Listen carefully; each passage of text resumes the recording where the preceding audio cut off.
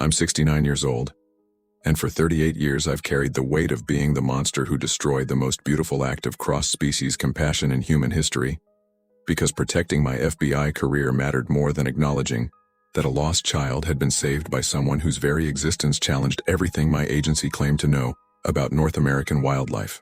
Before this brain tumor takes what little time I have left, I need someone to know about Emma Rodriguez, about the 5 days in September 1986 when she disappeared into the Olympic National Forest, and about what I did when her innocent words threatened to expose truths that federal agencies had spent decades suppressing. My name is Agent David Parker, retired now, but back then I was a 31-year-old FBI specialist in anomalous incident investigation stationed in Seattle, responsible for managing cases that involved reports of unusual wildlife activity, unexplained disappearances, and civilian encounters with phenomena that didn't fit standard law enforcement protocols. My job was to ensure that certain types of evidence never reached public attention, that witness testimony was discredited or suppressed, and that federal agencies maintained absolute control over information about consciousness and intelligence that existed in forms our institutions were never prepared to acknowledge. Emma was 7 years old when she wandered away from her family's camping site on September 12, 1986, following what she would later describe as pretty butterflies into old-growth forest so dense and vast that experienced searchers could disappear for days without leaving traces for rescue teams to follow. Her parents, Maria and Carlos Rodriguez, were visiting from Los Angeles, city people who'd chosen the Olympics for their first family camping trip because guidebooks promised safe, well-marked trails that seemed perfect for introducing children to wilderness experiences. The search operation that followed Emma's disappearance was the largest in Olympic National Forest history, involving over 200 volunteers, professional rescue teams, and helicopter support that covered more than 300 square miles of terrain that challenged even expert outdoorsmen. For 5 days we found nothing. No footprints, no clothing fragments, no evidence that a 7-year-old girl could survive alone in country where temperatures dropped below freezing and predators included black bears, cougars, and wolves that considered lost humans easy prey.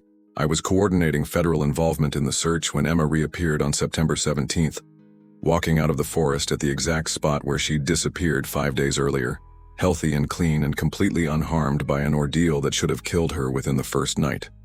She was carrying flowers that didn't grow anywhere within 50 miles of the search area, wearing a crown of woven grass that demonstrated sophisticated craftsmanship, and humming songs that nobody had ever heard before, but that were unmistakably complex musical compositions. "Where have you been, baby?"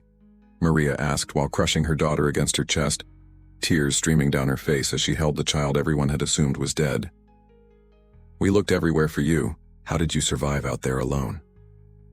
Emma's response, delivered with the matter-of-fact honesty that characterized everything about her personality, became the moment when my life divided into before and after, when I faced a choice between truth and career advancement that would define the remaining 40 years of my existence. "I wasn't alone, Mama," Emma said while examining the crowd of searchers and media representatives who'd gathered to witness her miraculous return. "Bigfoot saved me. He took care of me and taught me songs and made sure I was safe until I could come home." The silence that followed Emma's announcement was profound and immediate. Everyone present understood that they'd just heard either the confused ramblings of a traumatized child or testimony about an encounter that challenged everything science claimed to know about intelligence and consciousness. My training kicked in automatically: identify witnesses, control information flow, and ensure that stories like Emma's never reach channels that might validate, rather than discredit, reports about cryptid contact. But Emma's account wasn't the confused fantasy of someone suffering from exposure and trauma.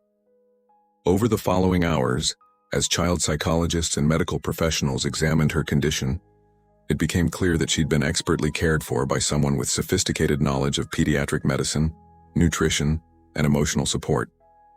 She showed no signs of dehydration, malnutrition, or psychological distress. Her clothing was clean, her hair had been carefully braided, and her overall condition suggested 5 days of attentive care rather than solitary survival in hostile wilderness.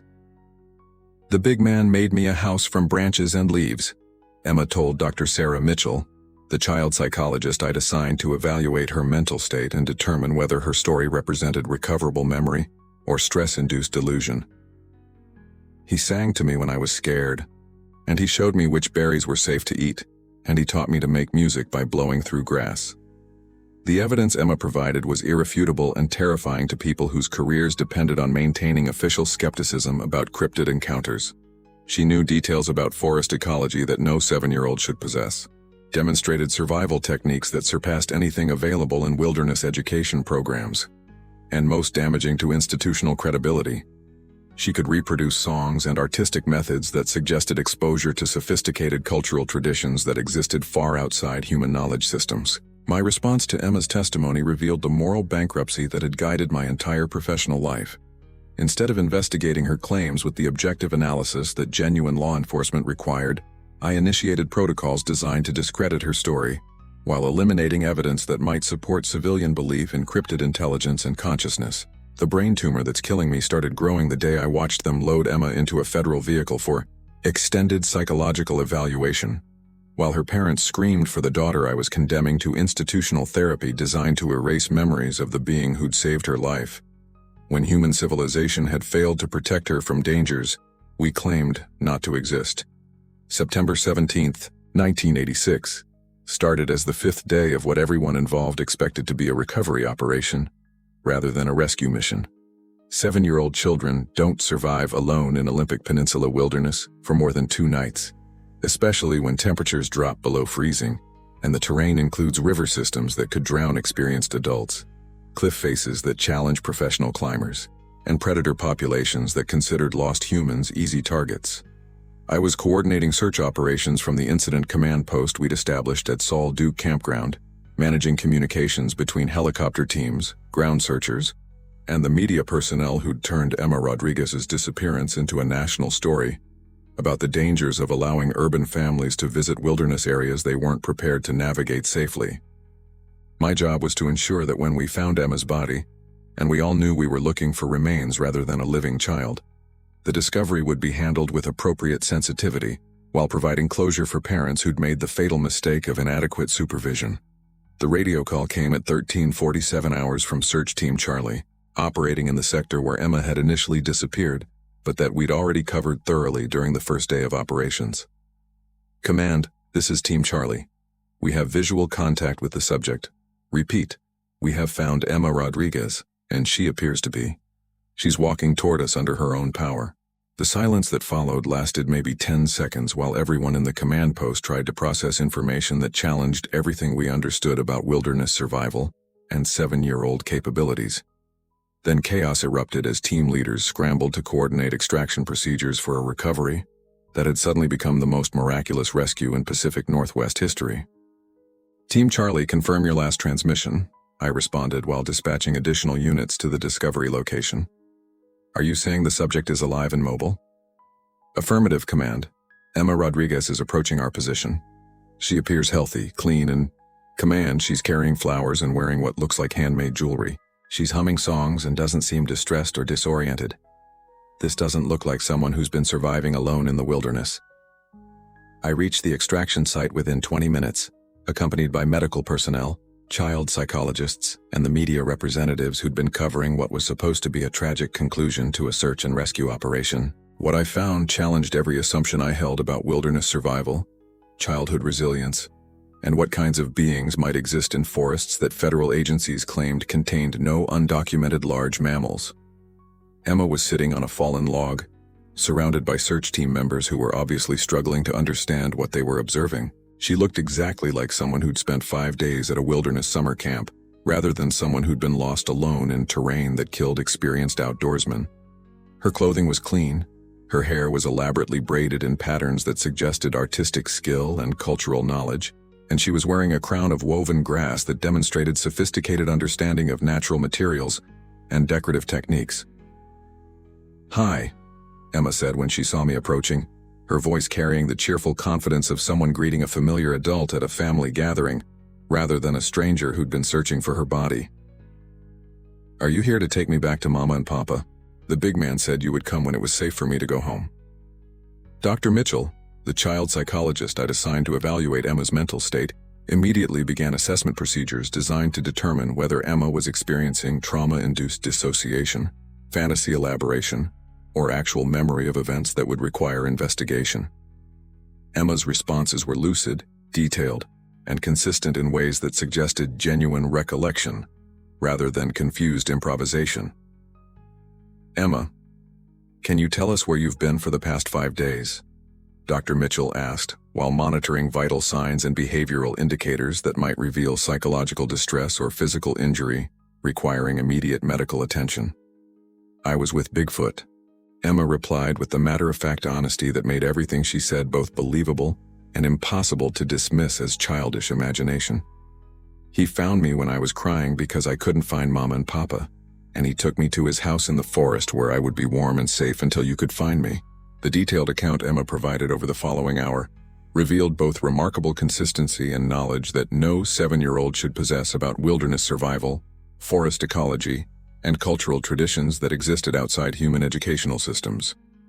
She described shelter construction techniques that surpassed anything available in survival manuals, medicinal plant preparation that demonstrated sophisticated understanding of pediatric medicine, and most remarkably, educational activities that suggested exposure to consciousness and intelligence that official science claimed didn't exist.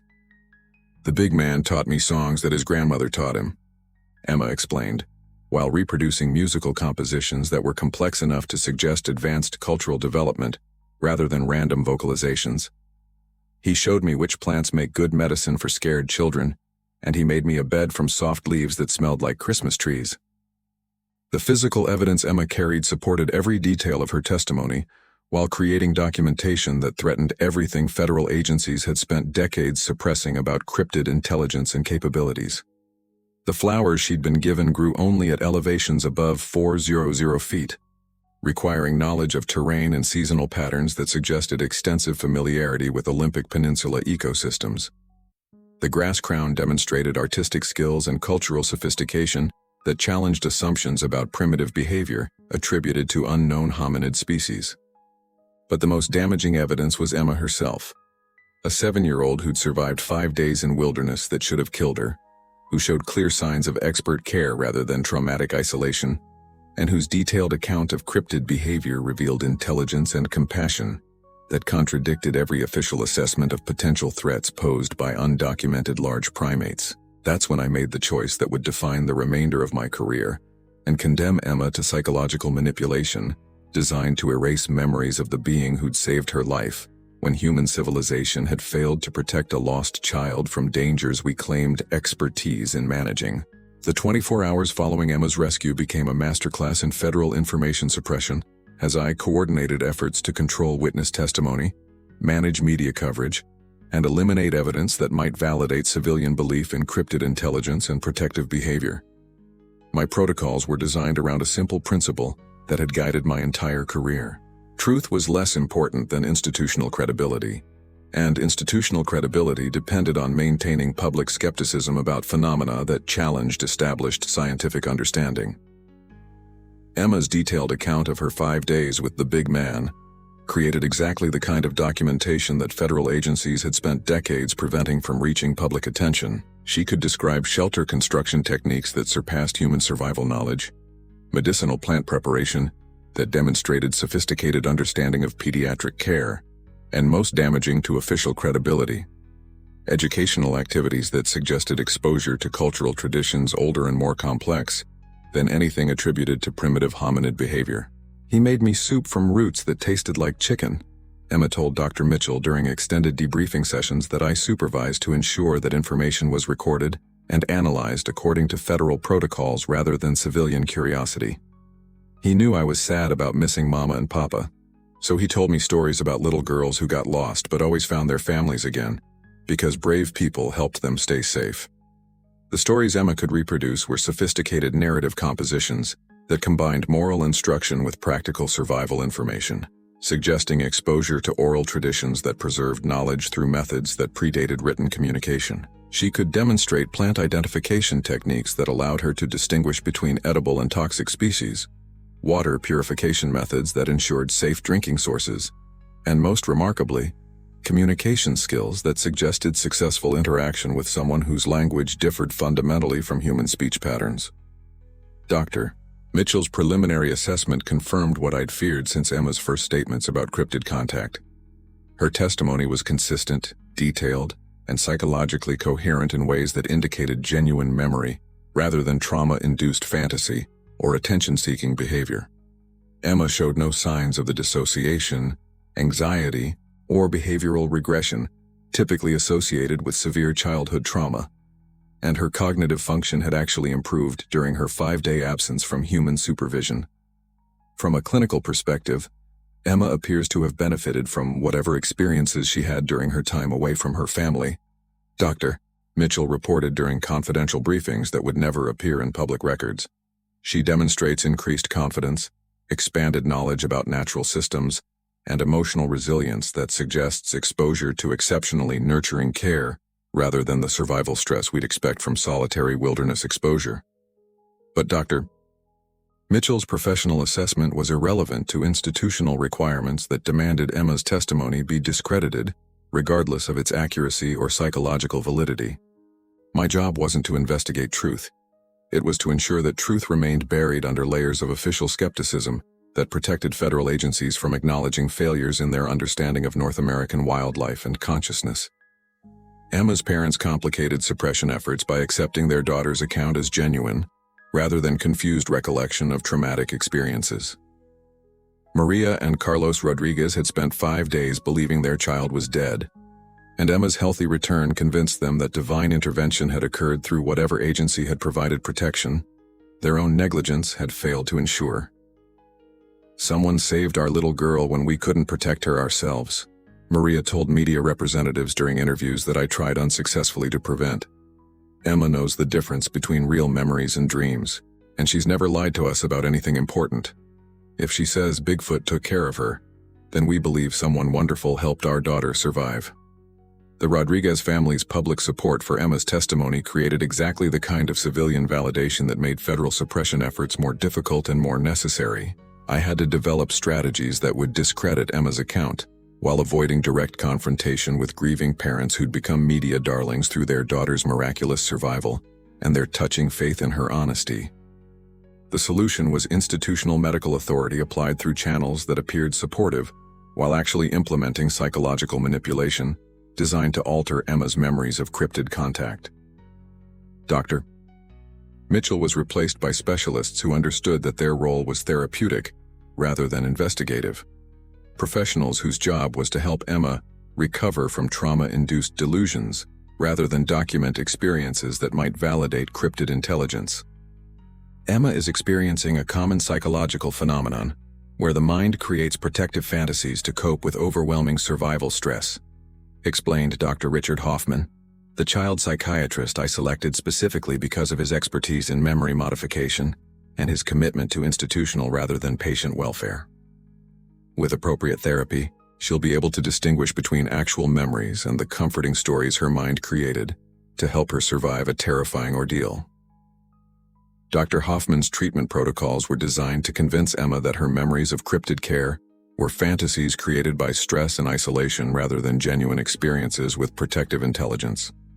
Through repeated sessions that combined suggestion, medication, and social pressure, Emma would gradually learn to doubt her own recollections while accepting explanations that aligned with official understanding of wilderness survival and childhood psychology. "The therapy is progressing excellently," Dr. Hoffman reported after 6 weeks of intensive treatment that isolated Emma from her parents while implementing techniques that would make her question everything she remembered about her forest experience. Emma is beginning to understand that her mind created imaginary friends to help her cope with being alone and frightened, and she's developing more realistic explanations for how she survived. The success of Emma's recovery was measured by her increasing willingness to describe her forest experience in terms that eliminated references to cryptid contact while maintaining plausible explanations for her survival and the knowledge she'd gained. By December 1986, Emma had learned to say that she'd been helped by a nice man rather than Bigfoot, and eventually that she'd survived through luck and staying calm, rather than receiving expert care from someone who understood pediatric medicine and forest survival.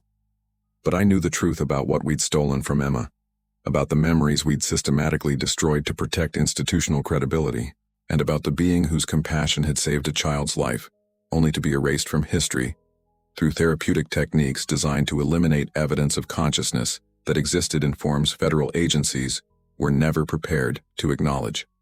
By early 1987, Emma Rodriguez's transformation from miracle survivor with extraordinary testimony into properly adjusted trauma victim with conventional memories had become a textbook example of how federal agencies managed civilian encounters with phenomena that threatened institutional understanding of reality. Dr. Hoffman's therapeutic protocols had successfully convinced Emma that her detailed recollections of cryptid care were stress-induced fantasies, and her parents had learned to accept professional medical authority over their daughter's honesty about experiences that challenged their limited knowledge of psychology and memory formation. But the most damaging evidence remained in the physical artifacts Emma had carried from her forest experience. Flowers that grew only at impossible elevations, woven grass jewelry that demonstrated sophisticated cultural knowledge, and most problematically, video documentation that search teams had recorded showing Emma's condition immediately after her rescue. The footage clearly showed someone who'd been expertly cared for, rather than someone who'd survived alone. And elimination of this evidence required coordination between multiple federal agencies, with overlapping jurisdiction over cryptid suppression activities. My role in the cover-up expanded beyond simple witness management into active destruction of documentation that might someday resurface to validate civilian belief in cryptid intelligence.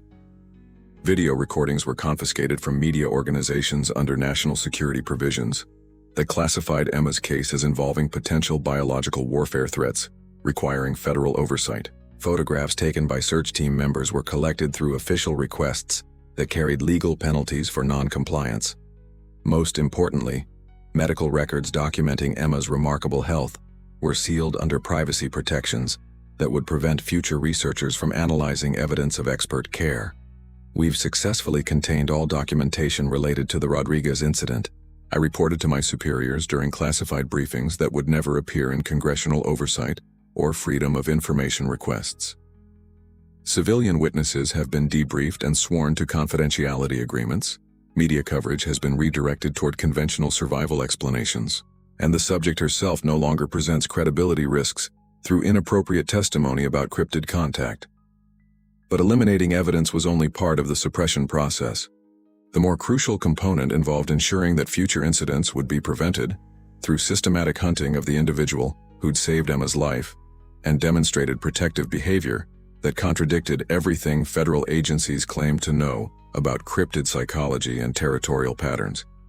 If beings like Emma's protector continued providing assistance to lost humans, eventually someone would produce evidence too compelling for institutional suppression efforts to manage effectively.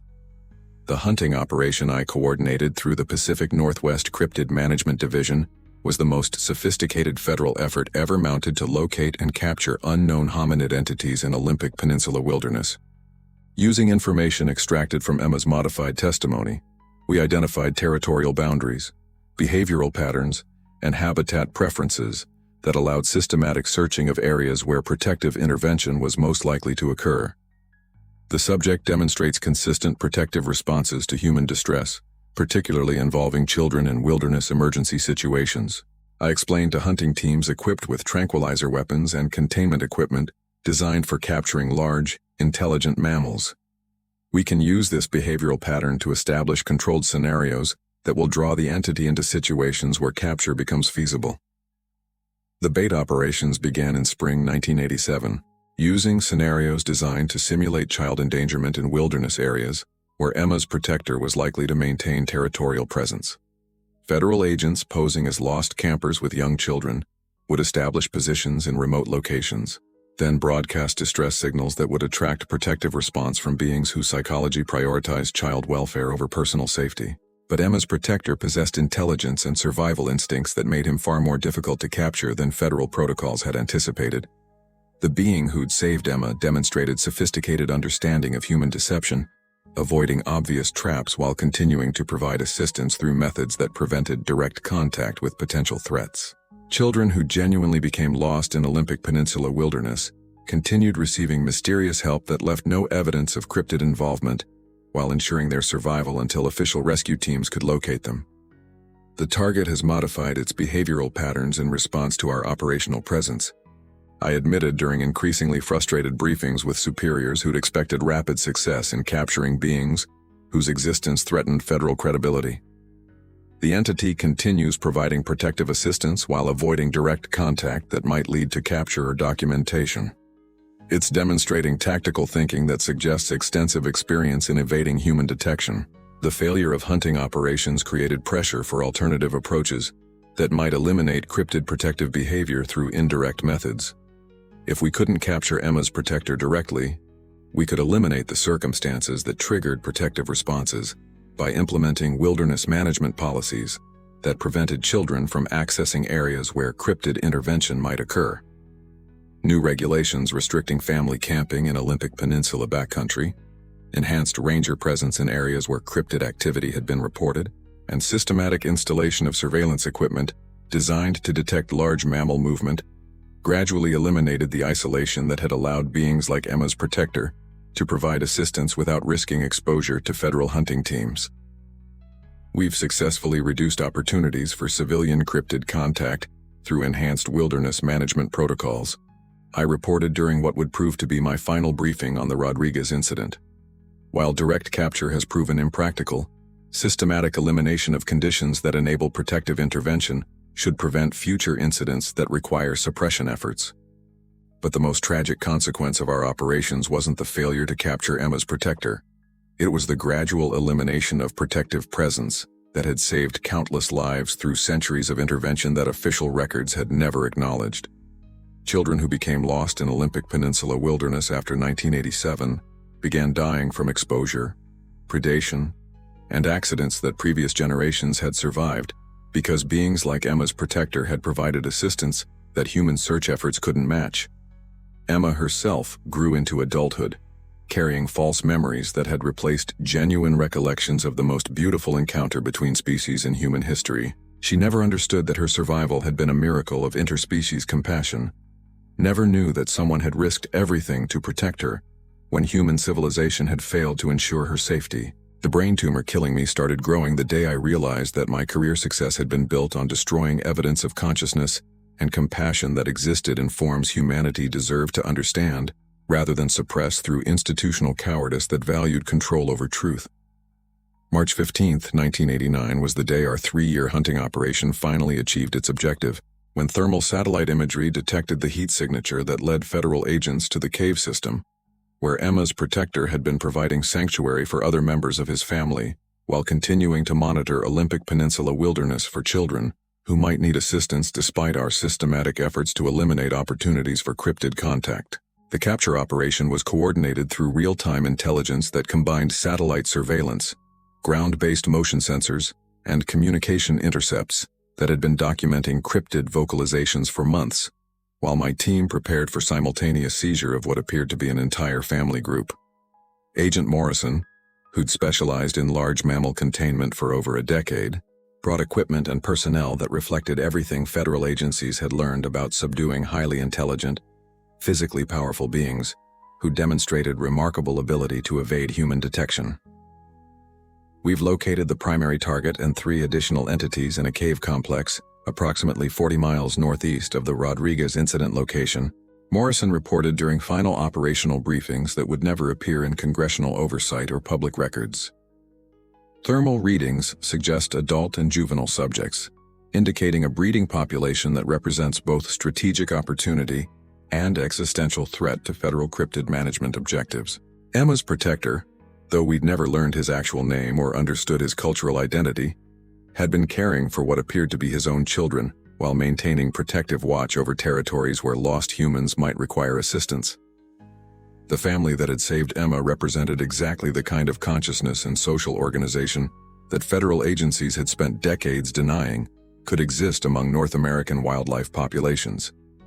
The assault began at Euro 347 hours, coordinated by teams that had been positioned around the cave system for 72 hours, while satellite surveillance confirmed behavioral patterns and territorial boundaries. Tranquilizer weapons designed for subduing large, intelligent mammals were deployed simultaneously against targets that offered no resistance, beyond desperate attempts to shield their young from capture, by people who saw them as valuable research specimens rather than conscious beings deserving of protection.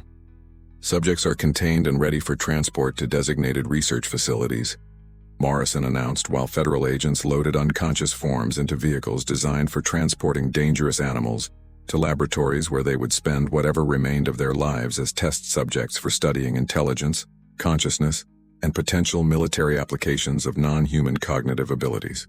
Emma's protector was still partially conscious when they loaded him into the containment truck, and his eyes found mine across the chaos of the capture operation, with recognition that made clear he understood exactly who was responsible for the destruction of his family.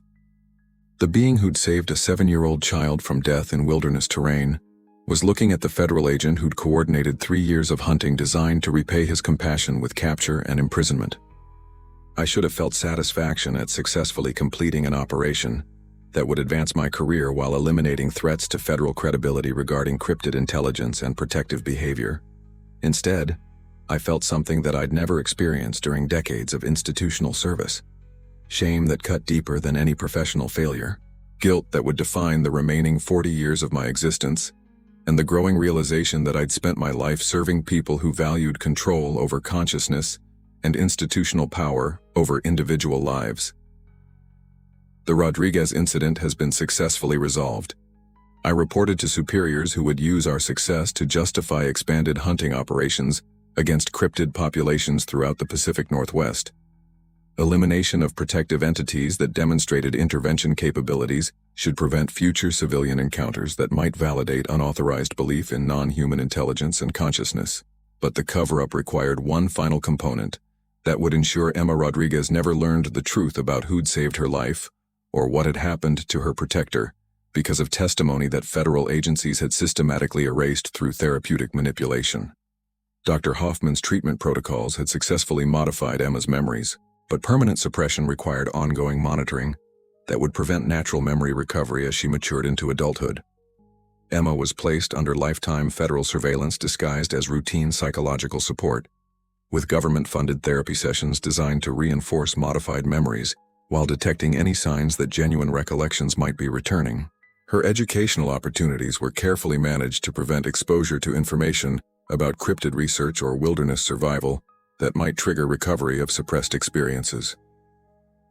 The subject continues responding appropriately to memory modification protocols. Dr. Hoffman reported during annual assessments that continued well into Emma's adult life. She demonstrates no indication of recovering inappropriate memories about cryptid contact, and her psychological development remains consistent with conventional trauma recovery patterns.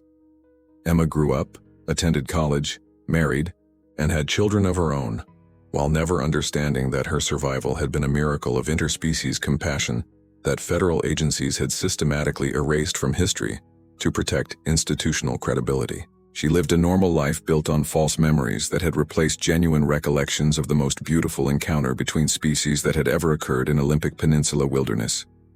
For 38 years, I carried knowledge about what we'd stolen from Emma, about the family we'd captured and condemned to lifetime imprisonment in research facilities, and about the protective presence we'd eliminated from wilderness areas where children continued to die from dangers that previous generations had survived, because beings like Emma's protector had provided assistance that human search efforts couldn't match.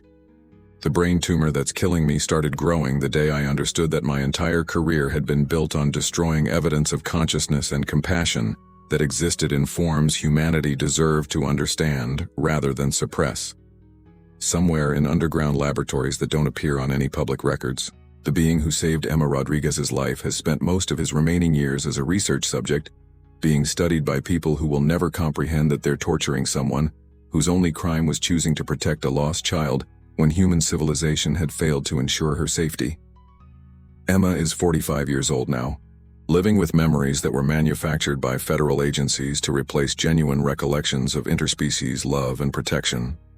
She'll never know that her survival was proof that consciousness and compassion were universal characteristics that made cooperation possible between beings whose only differences were biological rather than moral. That's my confession. That's the truth I've hidden for 38 years while dying slowly from guilt that finally became physical disease that will end the life I should have lost the day I chose institutional loyalty over acknowledging that consciousness exists in forms that deserve protection, rather than exploitation by people who see intelligence as property to be captured rather than wisdom to be celebrated.